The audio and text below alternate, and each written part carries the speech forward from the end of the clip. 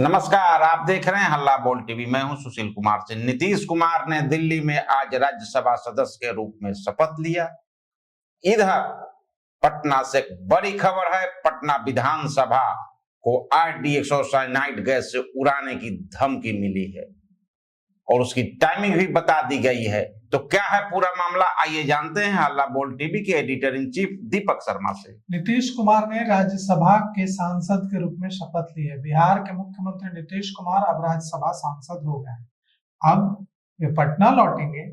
आज ही शाम कहा जा रहा है कि पटना लौटेंगे और 15 अप्रैल को बिहार में भारतीय जनता पार्टी का मुख्यमंत्री शपथ लेगा। लेकिन इस बीच पटना में बिहार विधानसभा को RDX और साइनाइड गैस से उड़ाने हमला करने की धमकी दी गई और इसके बाद सुरक्षा एजेंसियों में हड़कंप मच गया है, पुलिस में हड़कंप मच गया है। एक मैसेज भेजकर कहा गया है कि दोपहर 2:15 पर साइनाइड गैस और RDX से हमला किया जाएगा। पुलिस अलर्ट हो गई है, विधानसभा परिसर की सुरक्षा बढ़ा दी गई है। डॉग स्क्वाड और बम निरोधक दस्ता सघन तलाशी ले रहा है। वहां पहुंचकर साइबर सेल भी पता लगाने में जुट गया है कि यह जो धमकी दी गई है ये कहां से दी गई है, किसने दी है, किस IP एड्रेस से दी गई है। यह पूरी तहकीकात करने में जुट गया है साइबर सेल। प्रशासन ने लोगों से कहा है कि ऐसे अफवाहों पर ध्यान न दें, पुलिस काम कर रही है।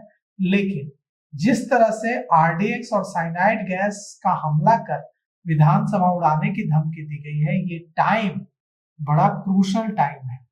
अभी नए मुख्यमंत्री का शपथ ग्रहण समारोह होना है और वो गांधी मैदान में होगा। उसमें बड़ी संख्या में लोग आएंगे। अधिकारियों को गांधी मैदान को तैयार करने का नए मुख्यमंत्री के शपथ ग्रहण के लिए निर्देश दे दिया गया।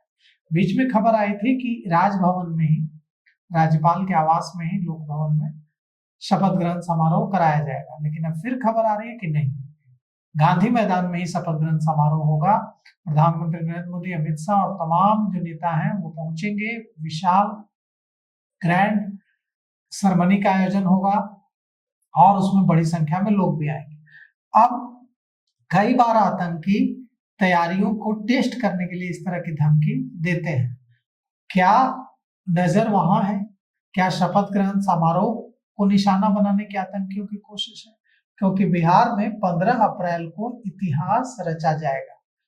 बिहार के इतिहास में पहली बार भारतीय जनता पार्टी का कोई व्यक्ति मुख्यमंत्री पद की शपथ लेगा। ऐसे में बिहार विधानसभा को उड़ाने की धमकी देना, यह पुलिस और सुरक्षा एजेंसियों को बहुत चिंतित करने वाला है। क्योंकि कई बार आतंकी धमकी यहाँ के देते हैं, सुरक्षा व्यवस्था को टटोलते हैं और उनका निशाना कहीं और होता है। इसलिए इस धमकी में जो संदेश लिखे गए हैं वो और चिंताजनक हैं।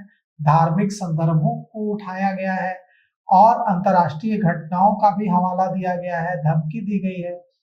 यह खबर आ रही है कि बम निरोधक दस्ता और डॉग स्क्वाड की टीम को भेजा गया है। सघन तलाशी अभियान चलाई जा रही है। विधानसभा परिसर के आसपास सुरक्षा कड़ी कर दी गई है। हर आने और जाने वाले व्यक्ति पर कड़ी निगाह रखी जा रही है। पुलिस अधिकारी साइबर सेल से भी मदद मांग रहे हैं और धमकी देने वाले की जल्दी से जल्दी पहचान करने की कोशिश कर रहे हैं, ताकि अब पता चल सके कि किस IP एड्रेस से किस व्यक्ति ने। IP एड्रेस पता चल जाएगा तो उस व्यक्ति का भी पता चल जाएगा, क्योंकि IP एड्रेस से जिस सिस्टम का इस्तेमाल कर ऐसे मैसेज भेजे जाते हैं उसका IP एड्रेस पता करके, लोकेशन पता करके पुलिस साइबर सेल वहां तक पहुंच जाती है। तो अब इसके पीछे किसका हाथ है, या किसी शरारती तत्व का हाथ है जिसको कुछ नहीं करना है, बस सनसनी मचानी है, या सचमुच आतंकियों की निगाह बिहार पर है? कई सारे सवाल हैं जो परेशान करने वाले हैं। इन सवालों का जवाब बिहार पुलिस को देना है, जांच एजेंसियों को देना है। अब देखते हैं, जांच जारी है। बम निरोधक दस्ता है, वो विधानसभा परिसर का घेरा, पूरी जांच हो रही है, सुरक्षा बढ़ा दी गई है। यह महज अफवाह है। इसके पहले भी विधानसभा को उड़ाने की धमकी मिली थी। तब बार बार विधानसभा को निशाना बनाने की जो धमकी मिल रही है, कहीं इशारा दूसरे जगह तो नहीं है? क्योंकि अगला सप्ताह हलचल, राजनीतिक हलचल का केंद्र बिंदु पटना बनने जा रहा है। तो अब देखना है कि इस जांच में क्या निकल कर आता है। अभी तक इतना ही। देखते रहिए हल्ला बोल टीवी। धन्यवाद।